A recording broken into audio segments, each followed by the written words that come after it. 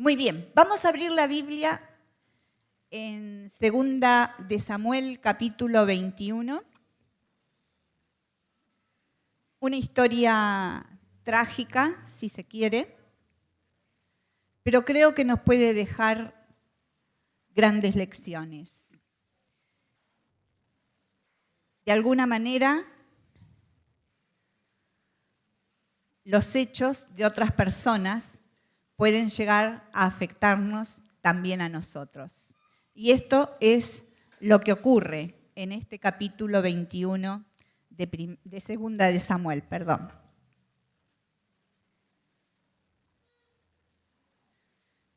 Todos ya lo tienen. ¿Amén? Muy bien. Cuando comienza este relato, lo primero que se nos dice es que era David, el rey sobre Israel. El rey David. Y reinando él, dice que hubo hambre en la tierra de Palestina. La agricultura era la base de la economía del pueblo hebreo. E Israel dependía de ciertas situaciones. El suelo no era bueno, tenía mucha montaña y la tierra era bastante rocosa. A esto se le sumaba el clima. Las lluvias eran bastante escasas y cuando caían tarde, la cosecha también se perdía. Y tenían un tercer elemento negativo, que era que muchas veces las cosechas estaban expuestas a las plagas. Ustedes han leído en la Biblia las plagas de la langosta, del pulgón y tantas otras que se nos nombran. Sin embargo, y a pesar de todos estos obstáculos, la agricultura era la base de su economía. ¿Qué sucedía cuando un año se perdía totalmente la cosecha? Que al otro significaba que no iban a tener alimentos. Pero cuando leemos el verso 1, dice, hubo hambre en los días de David por 3 años consecutivos. Y vemos que esto se repitió no a causa de alguno de estos problemas, un año, sino que fue un año, otro año y otro más. Entonces, David, que era un hombre de oración, dice que consultó a Dios. David se da cuenta de que algo no estaba bien en el plano espiritual para que por 3 años consecutivos no lloviera en Israel. David, podemos decir, que era un hombre entendido en los tiempos. David supo ver que no era un problema del clima o de las circunstancias, sino un problema espiritual. Pero David estaba preparado, porque era un hombre, constantemente nos dice la Biblia, que tanto de mañana como al mediodía o como a la tarde, era un hombre que buscaba a Dios en oración. Entonces había aprendido a hacer una lectura espiritual de las situaciones. Lo mismo pasaba con el profeta Daniel. Cuando nosotros leemos de Daniel, la Biblia dice, yo se los leo, que era un varón comprometido, que dispuso su corazón a entender y a humillarse en la presencia de Dios. Miren las personas entendidas en los tiempos. El lema de la alianza fue este tema a lo largo de todo este año 2018. Fue el tema para los varones, para el retiro de varones, fue el tema de las mujeres que vimos a sus pies, aquí hay algunas de las que estuvieron participando, a sus pies entendiendo los tiempos. Y también fue el tema de la convención.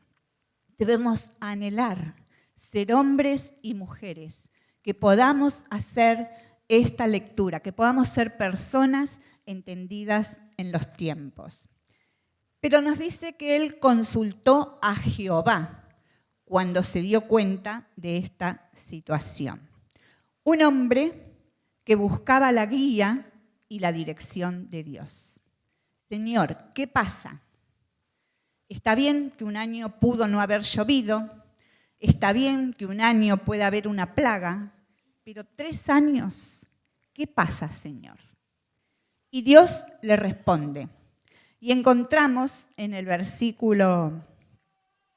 mismo versículo 1 todavía, que Dios le responde, es por causa de Saúl y aquella casa de sangre, por cuanto mató a los gabaonitas. Saúl había sido el rey anterior y ya estaba muerto. Saúl ya estaba muerto. Pero él había tomado decisiones muy equivocadas y había afectado y ahora estaba afectando la vida del pueblo de Israel. Por causa de Saúl, le responde Dios a David. ¿Quiénes eran los gabaonitas? Y acá no son. Tenemos que volver bastante atrás en la Biblia para encontrar a este pueblo.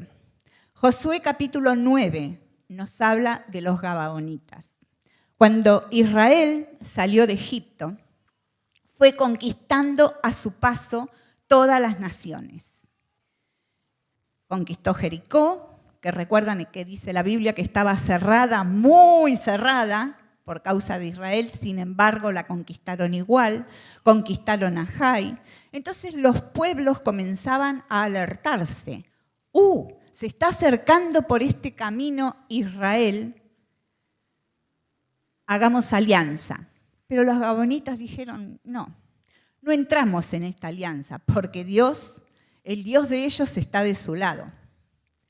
Y usaron, dice Josué, astucia. Pensaron un plan. Y el plan consistió en lo siguiente. Buscaron pan viejo, sacos muy rotos, todas cosas.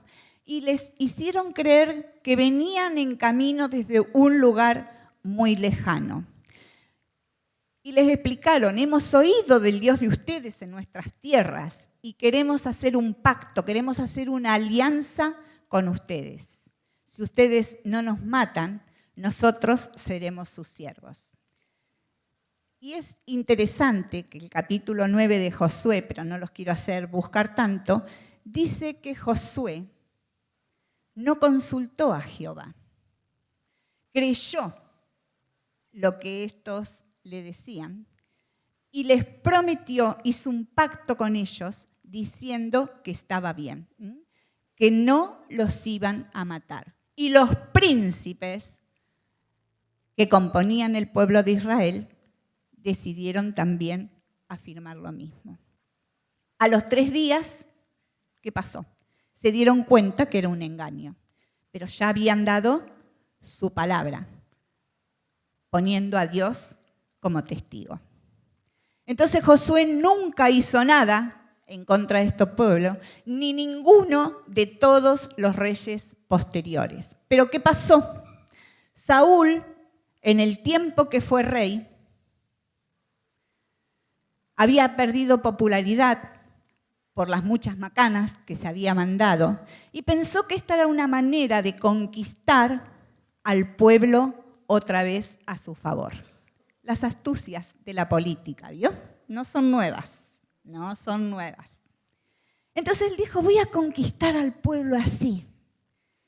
Me voy a hacer amigo matando a todo este pueblo que no tiene nada que ver con nosotros, pero que está en medio nuestro.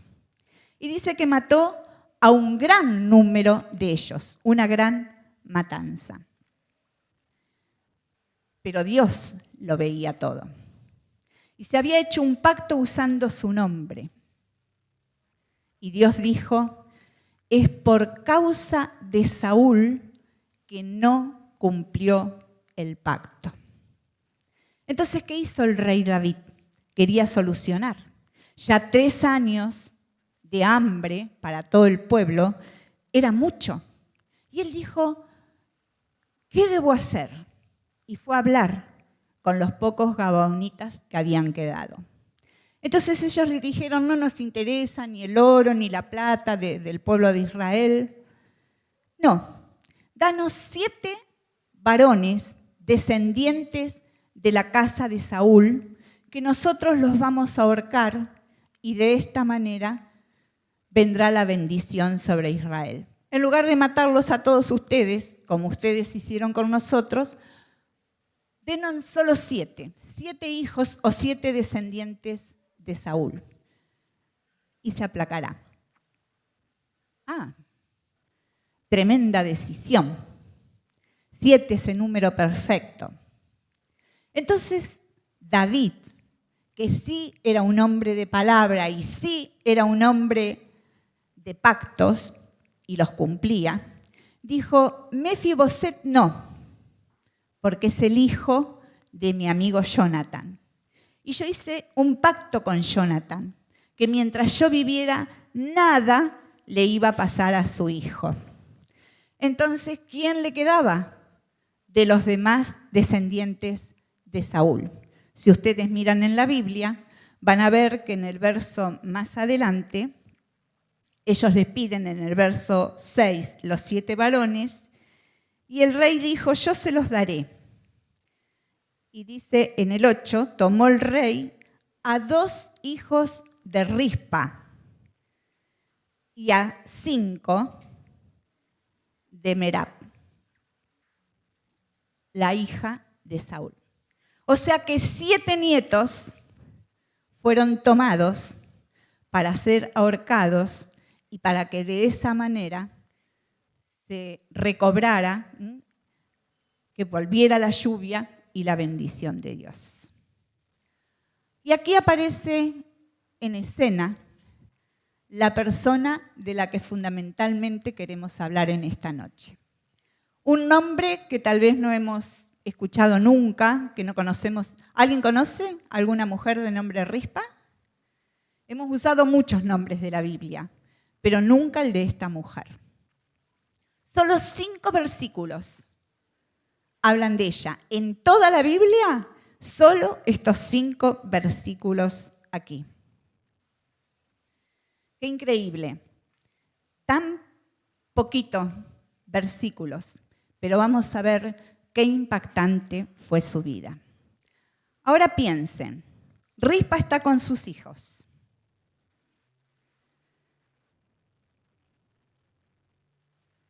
Y una noche o una mañana, en algún momento, llegan de la guardia del rey, golpean, llaman a la puerta de su casa y le dicen, venimos a llevarnos a tus 2 hijos porque van a ser ahorcados por los gabaonitas. Ustedes que son papás y mamás y abuelos y tíos, pónganse en la piel de esa mujer. No nos da muchos datos la Biblia de ella. Lo que nos dice que era una concubina de Saúl. No era una de sus esposas principales, sino una esposa secundaria. La concubina, en el tiempo hebreo, no es lo mismo que la amante que conocemos nosotros. Era como una esposa, pero de un rango inferior. Esta mujer era una concubina del rey Saúl. Las concubinas, en la mayoría de los casos, eran mujeres esclavas. Eran esclavas porque el padre la había vendido, porque no tenía dinero para pagar alguna deuda.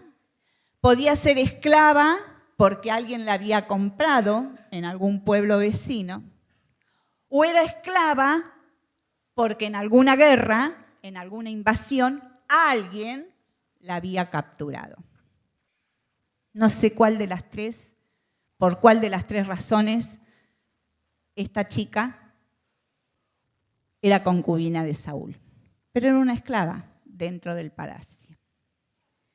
Y toda su alegría, imagino yo, toda la razón de su vida estaba en estos dos hijos, que supongo que serían jovencitos. Pero un día alguien llega, golpea y sin muchas palabras se los lleva. Y ella sabe que se los llevan para nunca más verlos con vida. ¿Qué hace Rispa? Verso 10.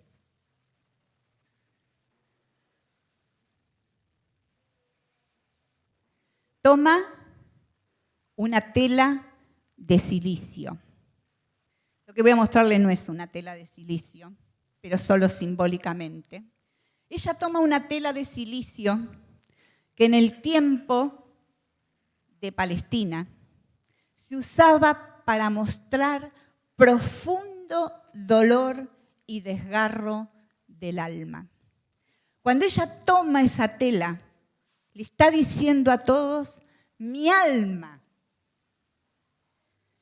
está desgarrada por el dolor. Pero hace algo más.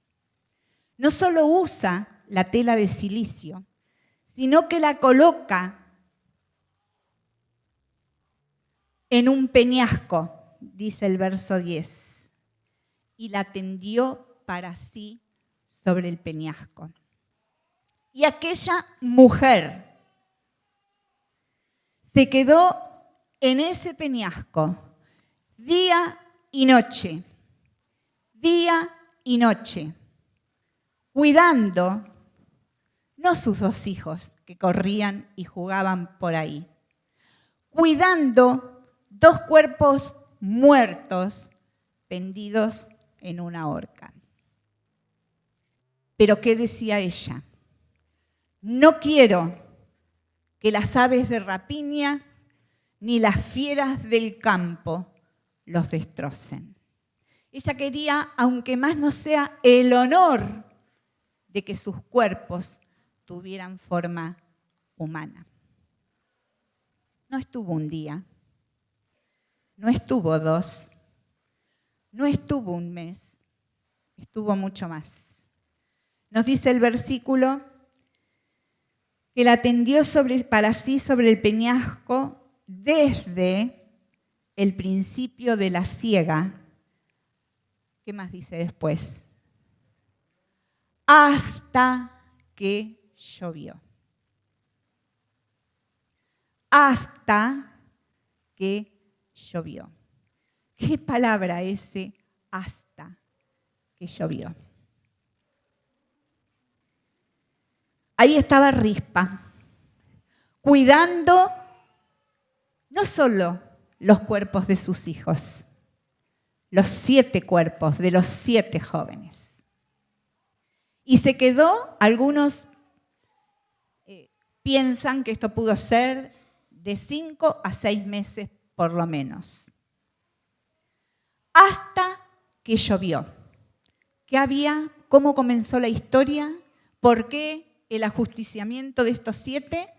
Por la sequía. Cuando comenzó a llover, la bendición de Dios había vuelto al pueblo. Ahora miren, ella durante esos 5 meses, 6 meses, vivió allí, alejada de lo cómodo, del palacio, de las amistades, y solo permaneció cuidando los cuerpos de sus hijos. Así que cuando algún animal se acercaba, ella desesperadamente los ahuyentaba. Y cada vez que alguien le quería arrebatar el cuerpo de su hijo, ella luchaba espantándolos. 4 meses, 5 meses, muchos días. ¿Habrá llovido? No, llovió después. Pero el sol en la tierra de Palestina, abrasador. En esa soledad no se dice que nadie estuviera con ella. No se dice de nadie que estuviera con ella. ¿Qué pensarían los demás de esta mujer? A Rispa no le importó nada. Se quedó allí, cuidándolos. Tal vez muchos pensaron que se había vuelto loca por el dolor. Tal vez otros decían, ¿qué sentido tiene lo que hace si están los hijos muertos? Pero más. Una cosa es el cuerpo recién muerto. ¿Saben lo que es después de una semana? La descomposición del cuerpo, el olor de esos cuerpos muertos. Pero ella siguió, cuidando y espantando esas aves de rapiña. Y cuando vino la lluvia, ella entendió que el sacrificio de sus hijos no había sido en vano.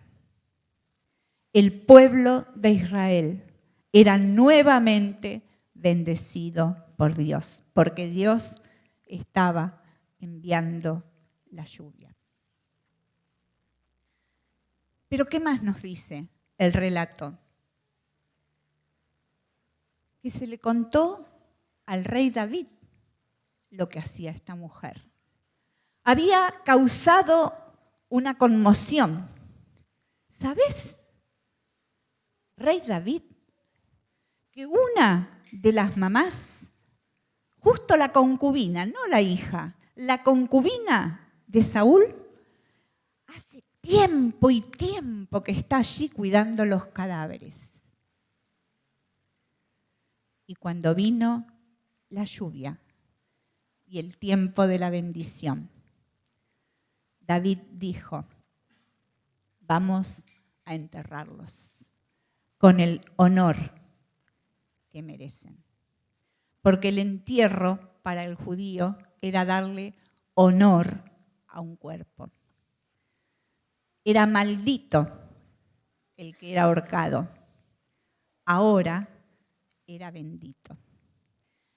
Y David hizo enterrar a estos 7 jóvenes, pero también los cuerpos de Saúl y de su hijo Jonatán, en un gran gesto. ¿Qué podemos aprender de Rispa? ¿Qué nos deja como enseñanza a cada uno de los que estamos aquí? ¿Alguno conoce el significado del nombre Rispa? Significa, y miren qué sentido espiritual tiene, carbón encendido. Carbón encendido.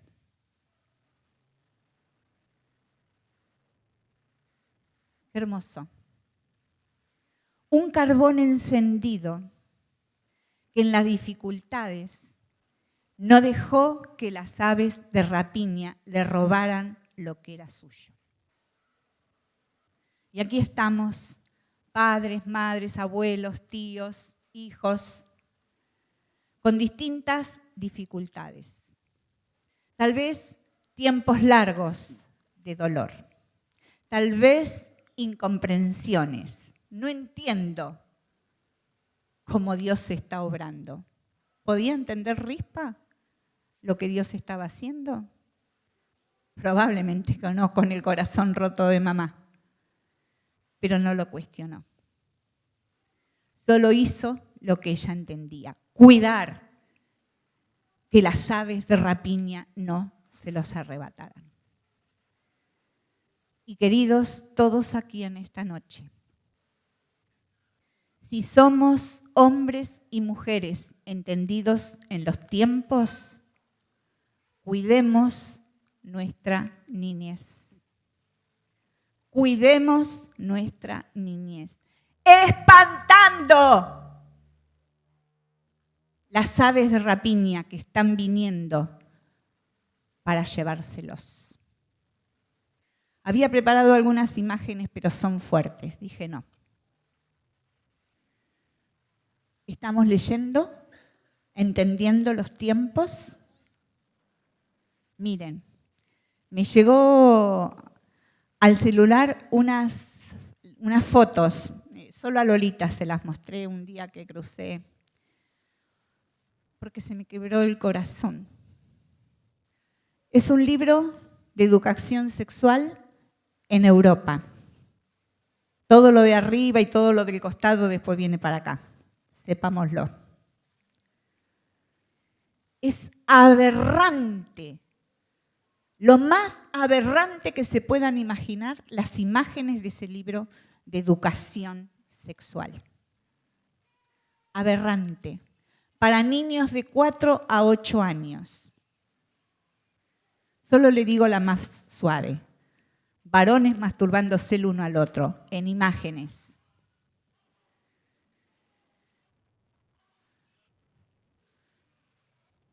¿Escucharon la canción que les están enseñando a los niños en los jardines de 3 y 4 añitos?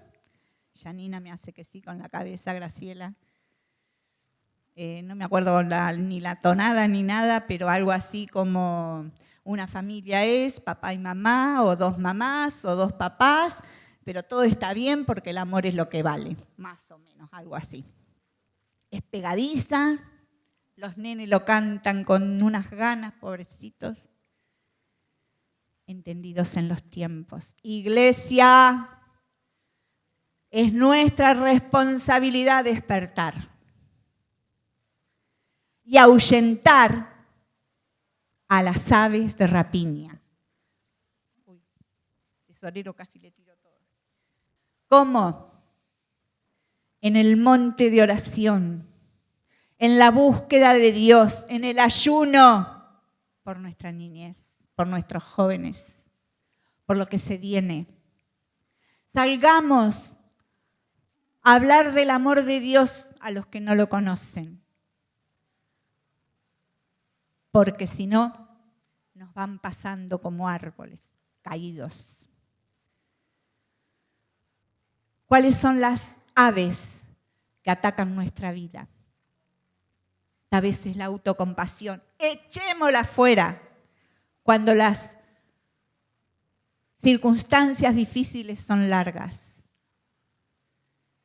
Dios está de nuestro lado. Él es un rey compasivo. Si fue compasivo David con esta mujer, ¿cuánto más nuestro Dios? ¿Qué situación estamos pasando? A veces parece que vinieran como un río, ¿vio? Una detrás de otra, y decimos, basta, no puedo más. Es tiempo de buscar de Dios. Ser carbones encendidos como rispa.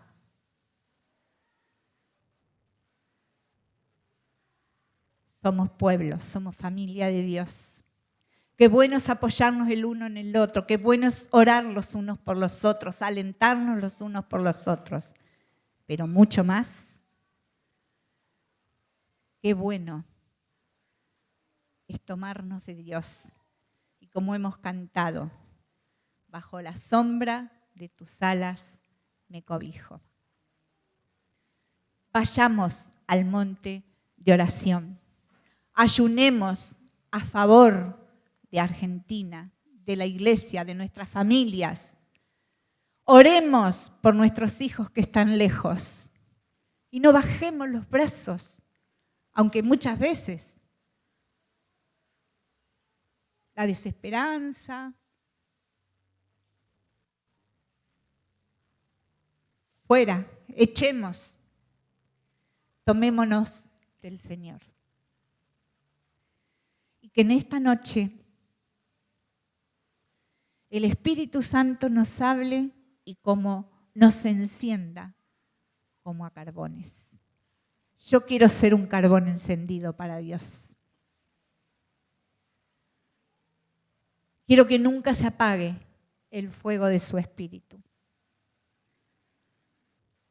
Que Él pueda usarme en bendición para los demás.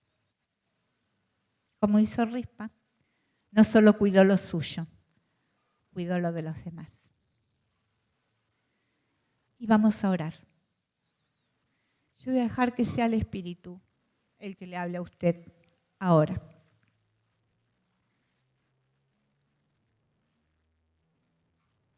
No sé si todos los que estamos aquí hemos tenido un encuentro con este Rey del cielo, que todo lo sabe, que todo lo puede y que me ama como nadie me ama.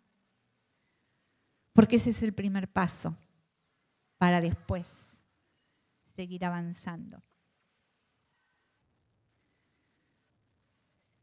Si todavía no tenés a Dios en tu corazón, esta es tu oportunidad para hacerlo. Decile al Señor en oración: te recibo en mi corazón. No entiendo mucho, no sé mucho, pero sé que me amás y que moriste por mí. Si alguien quiere tomar esta decisión, lo puede hacer ahora. Algunas personas se van a acercar a ti para hablar unos segundos con vos. Si hay alguien, levante su mano ahora, por favor.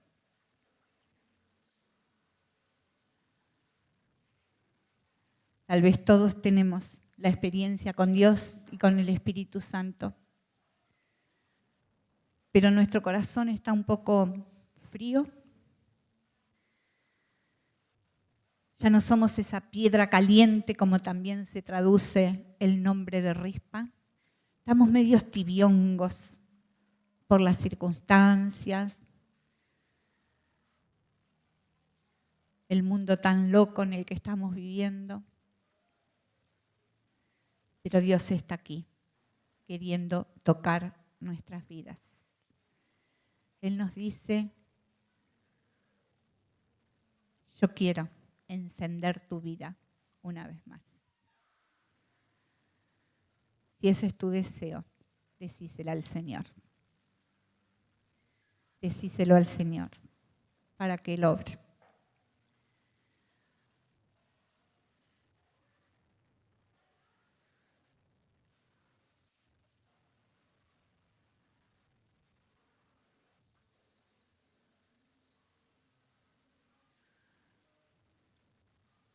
Que el Espíritu Santo te llene una vez más.